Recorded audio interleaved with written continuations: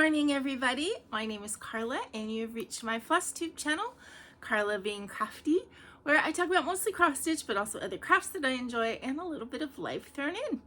So today is Sunday, March 10th. It's FlossTube number 232. I got a little bit of a late start this morning because A, I slept in a little bit, and B, I forgot that it was daylight savings time. So I'm sitting here thinking, oh, I didn't do too bad. It's only like 9:30 and it's actually like 10:30. So yeah, so we got a little bit of a late start today. We'll see when the video goes up. You guys will know when I do how fast it uploads. So I want to say welcome. Thank you so much for stopping by my channel. If this is your first time finding me, then please hit like and subscribe and all of that good stuff. And if this is not your first time finding me, thank you so much for coming back and spending this little bit of time with me each week and visiting and leaving comments. It all means so much to me. So weather report, it is sunny today. It's a little bit cool, a little bit overcast. It looks like in the next week and a half here in Southern California, our temps are going to basically be kind of moving up a little bit to mid 70s. We've had the last several weeks, we've had rain off and on, and temperatures have kind of been jumping around a little bit, but it looks like it's going to be pretty steady for the next 10 days. And I say this looking at just my phone weather report, which can change daily. But it looks like nighttime lows are going to be around 50, and then during the day it's going to go between 71 to 76, each day. So, definitely we're getting a little bit warmer weather. I would be perfectly fine if it just stayed there for the next several months. I do not like summer heat, but yeah, it is what it is. That's what the weather we're looking at. So just a reminder, excuse me. We have a Zoom coming up at the end of this month on March 30th at 3 o'clock. This is Saturday. So please join me if you can. It's fun. It is very, very low key. It's just, we just get together on Zoom and chit chat and stitch, or chit chat and fold laundry, or chit chat and, crochet. There's no rules. There's no oh, you need to stitch on XYZ type pattern. Nothing. You don't have to do anything. I've had people just do nothing, just relax and watch and talk, and other people do chores, and other people, walk on their treadmill. That's a great way to get your exercise in and, be proactive with that stuff and still, have fun. So anyway, that's going to be on the 30th. So just a little bit about my past week. I did have my first D&D game of this new campaign, new character and everything with my brother. I'm watching myself, and this earring is moving around. This one isn't, which I don't know why. That is sort of weirding me out. So we did that on Monday night. Totally fun.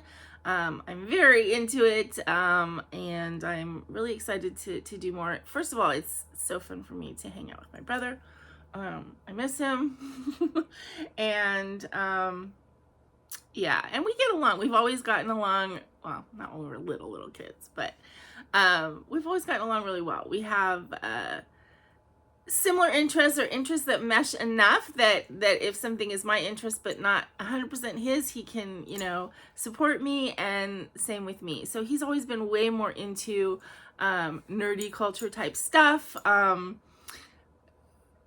but I've always been on the periphery of it because of being his sister. So I've always enjoyed all of the D&D and the comic book stuff, but I'm not into it as much as him. But yeah, we've definitely been able to share a lot of that stuff over the course of our lives, and so it's really fun to be able to do something. And I'm enjoying the fact I've been playing D&D with him and my nephew and my niece for several years now, but I always kind of wanted to take a back seat during that game because I felt like Logan was kind of like the leader and that I was there as an extra and the game was for the kids. Whereas this one, it's just me. So it's all my decisions and my role playing and my immersion into the character and stuff. And I'm enjoying that. I did watch a video on YouTube that was talking about not feeling like you had to perform when you were playing D&D. That really, if you want to get the enjoyment of out of D&D, it's not a performing thing, it's an immersion thing. That if you immerse yourself into the character, into the world for the couple hours that you're there, then that's when you get a really good experience. You know, it's an adult version of pretend, you know, and I think I'm gonna really enjoy it. So that was Monday. Tuesday, I had a doctor's appointment with a new doctor. She was very nice, so that was good. I was very stressed about it. The only thing is that we did discuss some stuff, and she's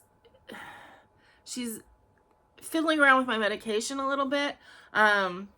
We'll see if it's a good thing or a bad thing. She wanted to try me on Ozempic with the idea of weaning off of insulin, which I'm cool with that idea. The problem is that Ozempic is just so very expensive.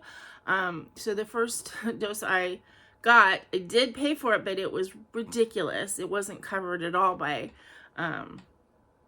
my insurance. Well, I was in like, I'm in that beginning of the year period where you have to pay like an out-of-pocket max. But I'm afraid that even after that, it might be prohibitively expensive and I won't be able to do it because, I can't afford a medicine that's going to cost $100 a month if that's indeed what it ends up being. So we'll have to see. So it's kind of like, I don't know if I should be hopeful that it works well or hopeful that it doesn't work well, because if it works well, but then I end up can't afford it, then, the insulin is keeping me steady and keeping my numbers good. So, this might be better for me in the long run, but if I can't afford it, I can't afford it because, still got to pay rent and, buy groceries and stuff like that. So we'll just have to see. Ozempic does have like a coupon program where you can get, sign up and get it subsidized through the company that manufactures it. But I don't know if Kaiser accepts it. They do accept a whole bunch of coupons, but there's a list and Ozempic wasn't on it. So I don't know. That's all stuff that I'm gonna have to work out in the next couple months, which I have to admit is very stressful for me to have to deal with. I don't like change and I don't like having to deal with that stuff, but we'll do what we have to do and we'll see. So I started this new medication, which of course is always a little difficult because my body's adjusting a little bit. The doctor did say that the one side effect that people sometimes report is a little bit of nausea, which I was feeling a little bit yesterday. I took it Friday because it's a once a week kind of dose, and she started me out very, very, very small dose. So I was feeling that kind of yesterday and this morning. I just feel a little off, which could be actually an effect from medication. It could be mental. It could be, who knows. I also talked to her about my knees. And so basically, after I've been taking this medicine for about 6 weeks, she wants to see me again. But before I go in, like the week before, I have to go in and get a bunch more lab tests done. Because there's stuff that they didn't test last time or that they haven't tested in a while that she wants to see how I'm doing as far as like my thyroid function and stuff like that. And then I also talked to her about my knees hurting, and so she wants x-rays done too, because she said we might be able to do like cortisone shots or something like that. So anyway, she was very nice, and I do like her, so I'm glad that I found a doctor that did not make me feel stressed or anything like that, but just all the changes are, to be honest, a little bit stressful for me. But, we'll get by. So this week, it was a weird week for crafting for me. I didn't feel like doing stuff a lot, and I've told you I've had that before where I just, you know, don't feel like starting, like picking up a project, and then if I force myself to do it, then I enjoy it, don't want to put it down. But it was like that again. So I don't know if it's a bit of losing my stitchy bug, or I really don't even know how to explain it, but I still actually ended up doing quite a bit of work. I have to say that having a FlossTube channel is a great motivator for me, because I really do keep in mind like that I want stuff to show you guys on the weekly video. And I can see how when I first started stitching and I was enjoying it so much, I was like, I don't understand all these people who say that they used to stitch and then they didn't stitch for 15 years. Like, how could you do that? I kind of get it now, because I can see how it would be easy to just like set it aside when you're getting a little bit, I don't want to say sick of it, but just not motivated, and forget about it, you know? The FlossTube does keep me motivated, and that is that's a good thing for me. It really is. Okay, so sorry, this is bothering me. Okay, so I do have a finish to show you. Didn't do anything other than stitching really this week, although I did actually a bit of beading, so I'm going to talk about that with you guys later. But I do have a finish to show you. This is part of the beading that I did, Pomegranate by Mill Hill. So yes, I finished it. I think it looks so great. I had this frame. I bought 2 frames. God, like I looked back and I bought them like 2 years ago or a year and a half ago, something like that. This one is a little banged up, so I just kind of banged it up more, because I figured that makes it kind of look like, you know, just a distressed thing. It actually just gave me a splinter right before the video. So now I feel like I have to be careful with it. I don't see where the little splinter came from, but it did give me one. I tried it because there's a piece of like acrylic. It's not glass, it's like a little acrylic piece. And I tried it keeping that in, and the beads just didn't, it didn't look good under, the beads didn't look good under a glass. So I just put it in the back, and then I think it only makes a very subtle difference, but I decided to also put a piece of red felt behind it. I don't know if you can kind of see through the holes. Again, it's subtle, but I think it looks just a little bit better with the red felt behind it. And yeah, so I really like this piece. It's so funny because, as I said, I'd taken it off and it was inactive all last year. Had no desire to stitch on it. It was just kind of like bothering me. And then when I pulled it out again this year, all of a sudden I was in love with it, and yeah, I wanted to get it finished. So yay, this is my second finish of 2024. What's the matter, Baggy? You guys hear him? You want to come up and say hi? Yeah. Where are you? No? You walking away, or you want to say, you want to come up here?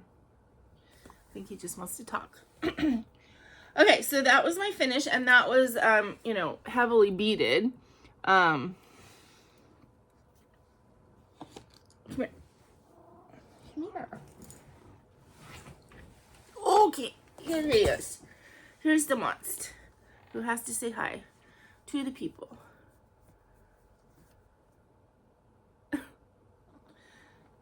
This is Bagheera, for those of you who are new. He is my giant black cat. Okay, thank you, thank you, thank you. I have a friend, Greg, I've talked about him, who has a black cat that he posts pictures, I think weekly pictures of her. Her name is Elvira Meowstress of the Dark. And she looks a lot like Baggy, except she's like 6 pounds. And I'll see pictures of him holding her, and she's like so tiny. And then I've got like this moose of a 20-pound cat. So yeah. Okay, so he had his day in the sun there. Okay, so that was my finish. So my second finish of 2024. If you have never worked on a Mill Hill kit, or I should say Mill Hill Perforated Paper Kit, because they do have regular kits that are, you know, but they're fun. They really are. And it is something different, and the beading was fun. I'm going to talk a little bit about beading later in the video, because I did a lot of beading on another project this week. So anyway, that was my finish. Then I have 4 whips to show you. I worked teeny bit on Stretching Girl, which is the project I'm doing for a giveaway, a Smalls Exchange sort of giveaway in the November retreat that I'm going to. I saw at this shop, when I bought this pattern, this was the only one. She now has the other, one of the other of the 4, the lady sitting on top of the husband's gravestone. But this was always my favorite one anyway, so I think I'm just going to stick to it. And again, tiny little bit of work. As I said, this was a night I did not feel like stitching, and I told myself, okay, stitch for half an hour, just put in a couple threads. So I went ahead and did that. And since there is absolutely no rush on this, I figured, okay, you know, I can put in 10 stitches a week and it'll still be done in time. Okay. Then I worked on 3 of my fancy ladies. This is my fancy folk week month. So I worked on Ella, the Frog Princess.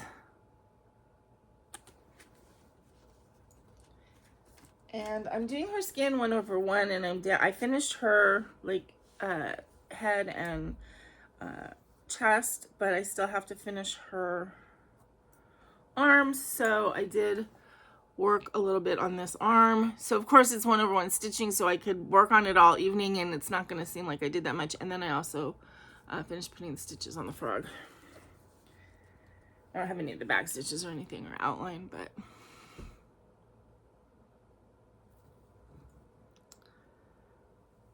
so that is Ella.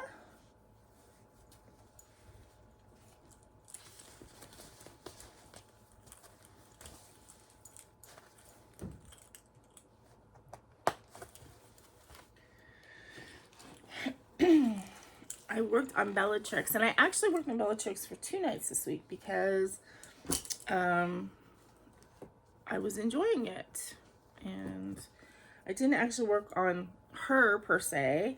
I wanted to get, I had this window kind of like not quite finished, so I wanted to get this whole top like corner done. Like I didn't have this. I did all of the stitches in that, the like metallic stitches, and then I brought the window down to here, so it's still not, the window isn't finished, but at least the top of it is done.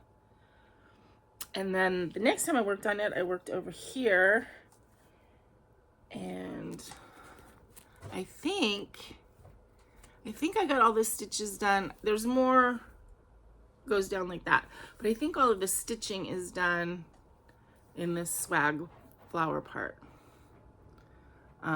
There's a lot of beading, but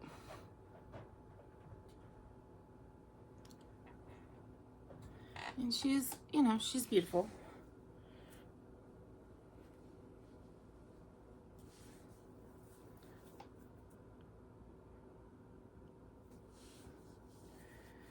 And the flowers are fun because it's like, it's metallic and silk. I mean, there's some regular floss in there as well, but it's a lot of the metallic and the variegated silk.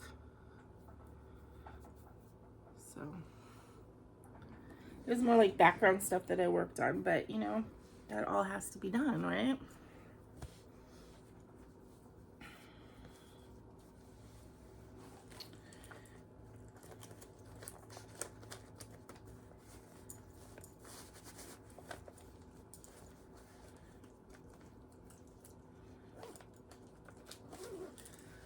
Okay, and then last but not least, I worked on my Autumn Equinox Pixie, also by Bella Filipina. And I decided that I wanted to get like the wings done, and I decided to completely finish them as far as beading and everything. So I did. So basically from like here up, it's finished. So let me show you full on, and then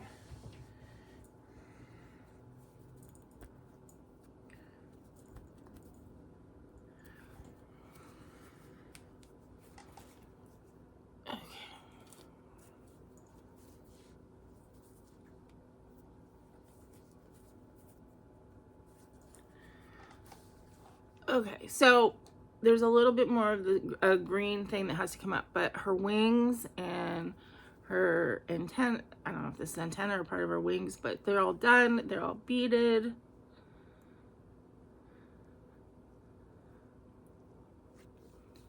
And so I was working on that yesterday, which was fun. I was getting into the beading and enjoyed it quite a bit. So I think she looks great. Hopefully my color, I notice when I'm looking at, you know, this in the viewfinder or whatever, it looks fine. When I watch it back on my TV, the colors are sometimes washed out, and you know, and there's no way that you guys are getting like the sparkle, just how gorgeous all the colors and the metallics and the sparkle is. But you just have to trust me that, yeah, she is pretty. Okay. So what I wanted to like kind of show you guys, because I was working on this beading yesterday, and I thought, you know, that this might be helpful for other people, because I know a lot of people when they do beading, one, that they're A, intimidated by the beading, and B, you know, they feel like you need like this big setup for the beading. Excuse me, nose itches. And that it's a little more difficult. I do most of my stitching sort of reclining on my daybed. I know a lot of people stitch like they have a stitching chair or whatever, but I don't do a lot of my stitching like sitting up, like a proper lady. I don't. I recline. I have back issues and I'm more comfortable lying down, and I do most of my stitching that way. And so I came up with a way to actually kind of do beading the same way too. So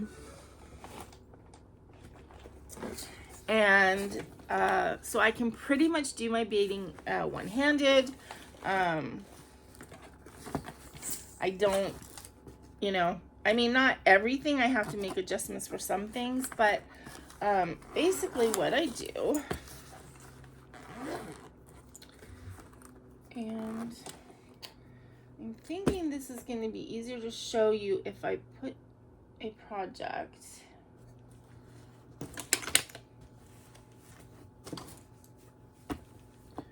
in a hoop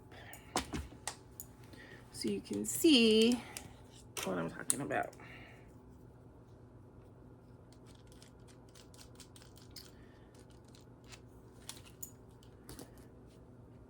All right, so I'm going to do this down at the bottom of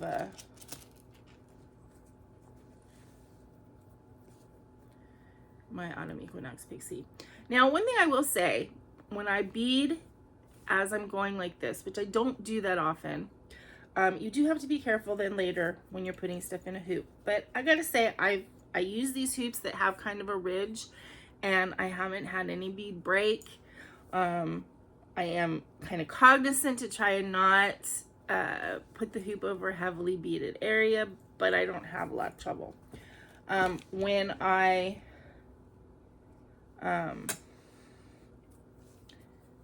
and I do use hoops pretty much exclusively. And then what I'll do is I'll wrap my fabric so that it's not flopping around, and then I'll secure it with these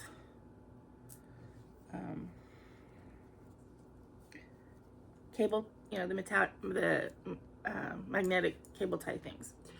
So if I needed to bead in this area, what I do, I have my little beading case, which I really like. I've shown in other videos using these low rand bead nabbers. A lot of people have asked, they've been looking through old videos and they see this and it's like, you know, where'd you get these? They're hard to find now. They used to sell them 1, 2, 3 Stitch. They're not there anymore. I have seen them on Amazon. Do not buy them on Amazon for $18. It's ridiculous. They should be like $2. And you can get them if you look around to different shops. I don't know if they're just not made anymore. I did like these, and but that's not really what I'm using now. Sometimes I still do use them, but what I have used and what is working so well for me is I have this little candy tin. You can get candies like this anywhere, right? These are the French ones, you know, where you can get the flour. They're little white drops, and you can get like rose flavored ones and anise, and anyway, so that's what I use. I use one of these little tins. The bottom, I just use this to close stuff up. But I took a little Beadalon, one of those blue mats, and I cut it to fit. I cut it really badly, as you can see. I was doing it quickly, and the thing about these is it will peel off and you can wash it, and then it'll be sticky again. Like if it loses its sticky, which it's kind of getting to that point now. But you just rinse it off and dry it, well, like air dry it, and it's sticky again. So that's a Beadalon mat. And then I have one of these cable ties where the tie part broke, and I'll put one on the top, one on the bottom, so it's just there. This sticks, right? Because the lid is metal. So then I can pour my beads in.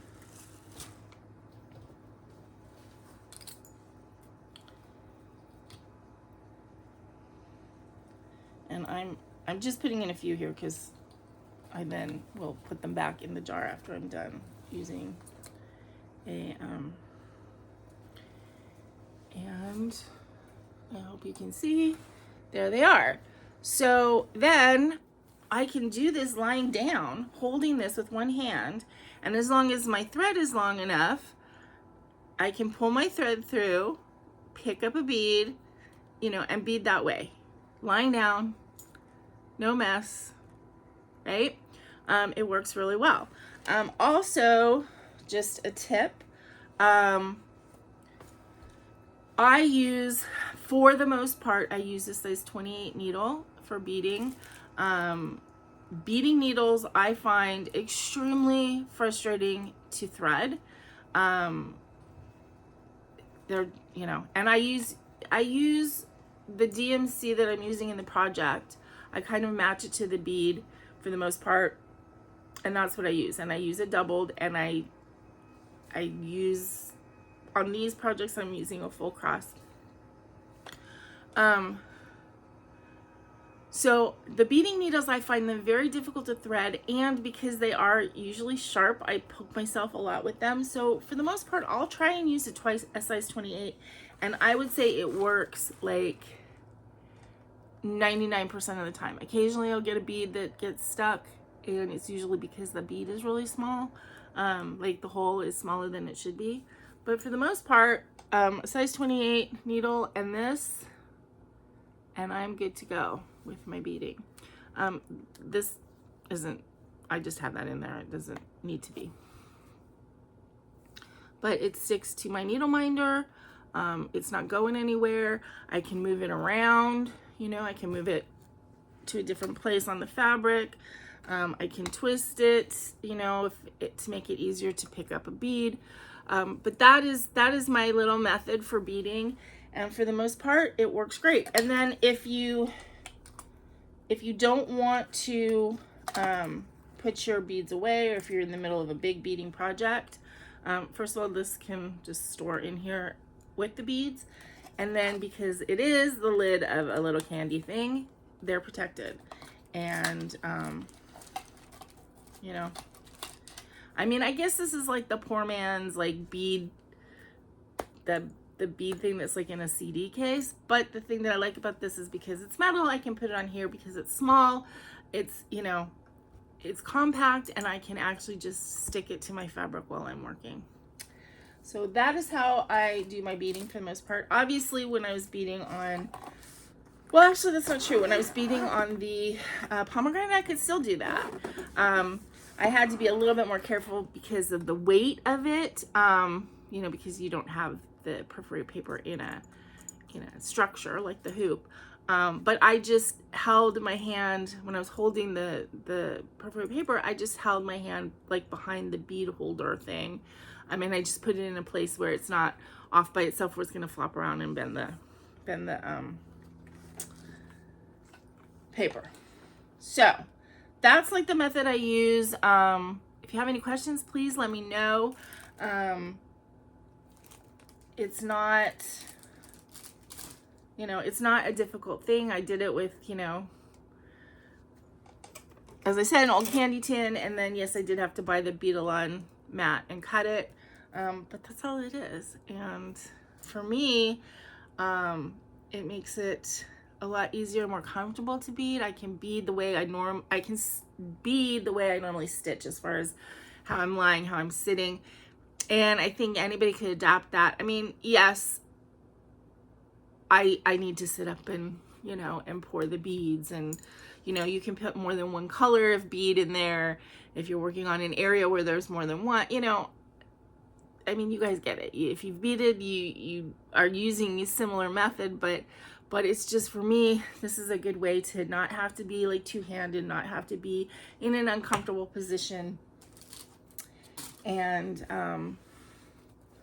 yeah, and I think having that little like dish for the beads is really good, because they're not going to fly all over the place. And you know, anyway, you guys get it. So haul this week, I don't have any like crafting anything, except that I did get an iron. I got an inexpensive iron, and because my other one I dropped, it didn't like that when I dropped it, it decided to fall apart. So I have a new iron. I haven't tried it out yet or anything, so hopefully it's good enough to do a little bit of finishing, so I can maybe get my two frog dancer ladies done. We'll see. And that's it. Plans, gonna keep going. I was really enjoying the beading this week, so I might do some more. I don't know, maybe I'll start doing some beading on Bellatrix, or maybe I should stick to Autumn Equinox Pixie. I don't know. I don't know. But I was really enjoying it. So, you know, when you get into that mood where you want to do a specific thing, sometimes it's good to lean into it and get that done. Especially something like beading, which sometimes can feel a little bit like a chore. So when you want to do it, that's the time to do it, right? But I think that's all I have for you today. My videos the last couple weeks have been a little bit shorter. I know some people love that, some people don't.